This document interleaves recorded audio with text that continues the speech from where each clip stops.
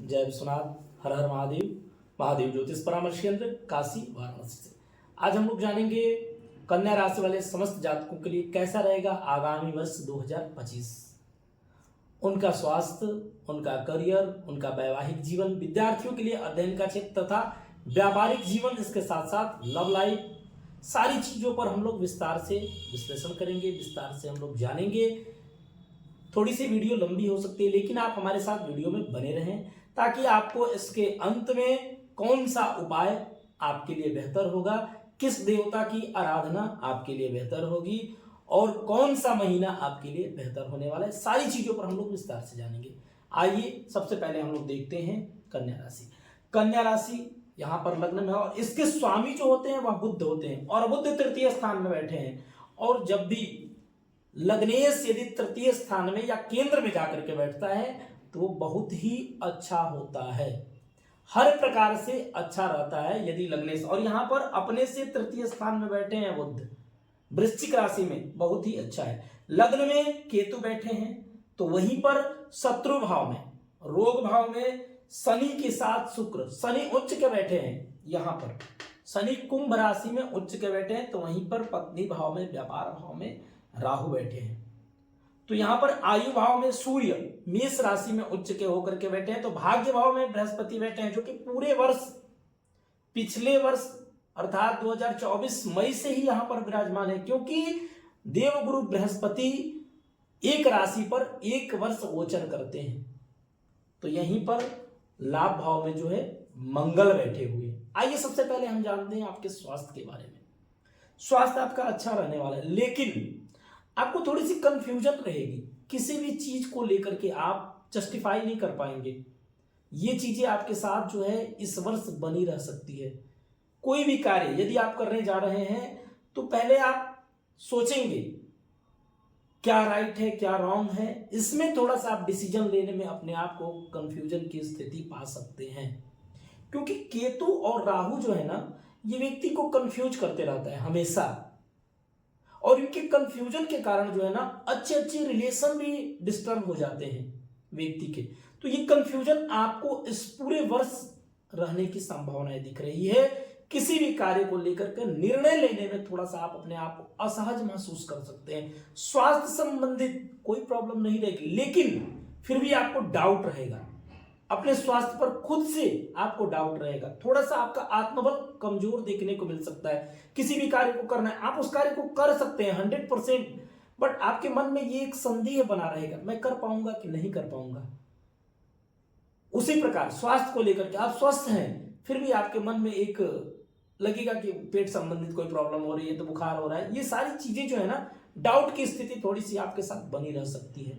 लेकिन आर्थिक स्थिति स्ट्रांग रहेगी, शत्रु आपके परास्त होंगे। यदि आपके कोई भी शत्रु हैं वह लोग परास्त होंगे। लेकिन पंचम स्थान विद्या का स्थान होता है, और यहां के स्वामी आकर के यहां पर बैठे हुए हैं शत्रु भाव में।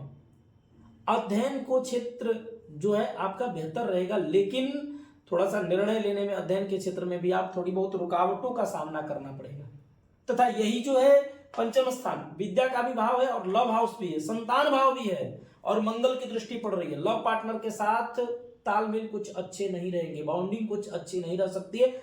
आप अच्छी बातें कर रहे हैं अपने पार्टनर के साथ, बहुत अच्छा चल रहा है, लेकिन किसी बात को लेकर के कुछ ऐसे टॉक हो जाएंगे जिसको लेकर के आपका मूड खराब हो सकता है, या आपके पार्टनर का मूड खराब हो सकता है। ऐसी स्थिति में थोड़ी सी तालमेल बनाने की स्थिति रहेगी। मन चंचल रहेगा थोड़ा सा आपका।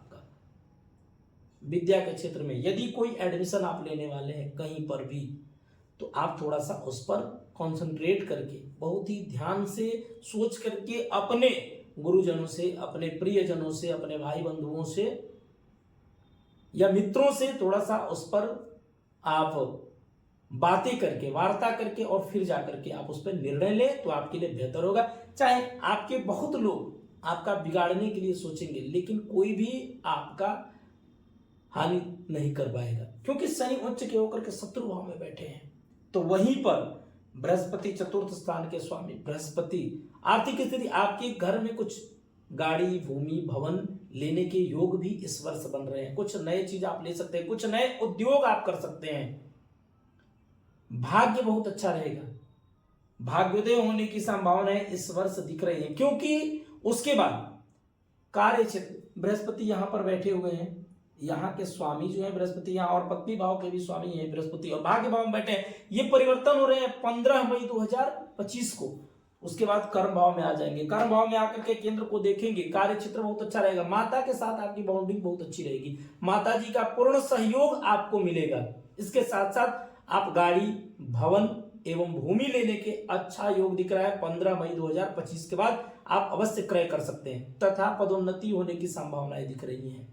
उसके पहले यदि आपने कोई परीक्षा दिया, रिजल्ट आने वाला है, तो उसमें सफलता मिलने की पूर्ण संभावनाएं दिख रही है, क्योंकि बृहस्पति भाग्य भाव में है, बृहस्पति भाग्य भाव में। और उसके बाद कर्म भाव में आ जाएंगे 15 मई 2025 के बाद, और कर्म भाव में आएंगे तो आपको कार्य के प्रति और ज्यादा रुचि हो जाएगी, आप अपने कार्यों में और ज्यादा संलग्न हो जाएंगे, बहुत अच्छे से करेंगे, जिससे आपके कार्यों से प्रभावित होकर के आपके सीनियर लोग, आपके साथ वाले आपकी जो है हर प्रकार से प्रशंसा करेंगे। पदोन्नति होने की संभावनाएं दिख रही हैं। आर्थिक स्थिति स्ट्रांग होगी, आर्थिक स्थिति जो है इस वर्ष पिछले वर्ष के मुकाबले बहुत अच्छी रहने वाली है, लेकिन थोड़ा सा आपका जो है मानसिक ग्रोथ जो है, अपनी सोच जो है थोड़ी सी आपकी निगेटिव हो सकती है, किसी भी कार्य को लेकर के थोड़ी सी आपकी सोच निगेटिव रहेगी। लेकिन जो महत्वपूर्ण विषय है आपकी कुंडली में, जो सबसे महत्वपूर्ण विषय है वह है आपके और आपकी पत्नी के बीच में यदि किसी भी प्रकार से कन्या राशि वाले जातकों के लिए उनके और उनके पत्नी के बीच में मिसअंडरस्टैंडिंग है, कोई प्रॉब्लम है, या कोर्ट संबंधित कोई केस या कुछ चल रहा है, तो उसमें आप समझौता करने के लिए सोचिए, नहीं तो ये प्रॉब्लम और बढ़ सकती है। क्योंकि केतु और राहु, मैंने बहुत ऐसी कुंडलियां देखा है जिसमें बहुत ज्यादा पति और पत्नी में विवाद की स्थिति उत्पन्न कर देते हैं, कंफ्यूजन, किसी बात को लेकर के नहीं, बिना बात के आप दोनों में कंफ्यूजन की स्थिति हो जाएगी। यही पति पत्नी में ही नहीं, आपके पार्टनर के साथ, जिनके साथ आप व्यापार कर रहे हैं, उनके साथ भी ये कंफ्यूजन हो सकती है। तो ऐसी स्थिति में थोड़ा सा आपको सोच विचार करके कोई भी निर्णय लेने की जरूरत है, क्योंकि सूर्य यहां पर नीच के अष्टम स्थान में बैठे हैं। अष्टम स्थान में जाने के कारण थोड़ा सा आत्मबल आपका कमजोर रहेगा, इम्यून पावर कमजोर रहेगा, जिस कारण स्वास्थ्य को लेकर के, किसी भी कार्य को लेकर के आपके मन में एक संदेह उत्पन्न होते रहेगा। लेकिन भाग्योदय होने की संभावनाएं दिख रही है। पिछले वर्ष के मुकाबले यह वर्ष आपके लिए बेहतर होने वाला है, क्योंकि अभी 15 मई तक बृहस्पति भाग्य भाव में, उसके बाद कर्म भाव में बैठ करके इस स्थान को देखेंगे पूर्ण दृष्टि से, तथा यहां भी धन भाव को भी देखेंगे, तो आर्थिक स्थिति बहुत अच्छी रहेगी, हर प्रकार से आपके लिए बेहतर होने वाला है।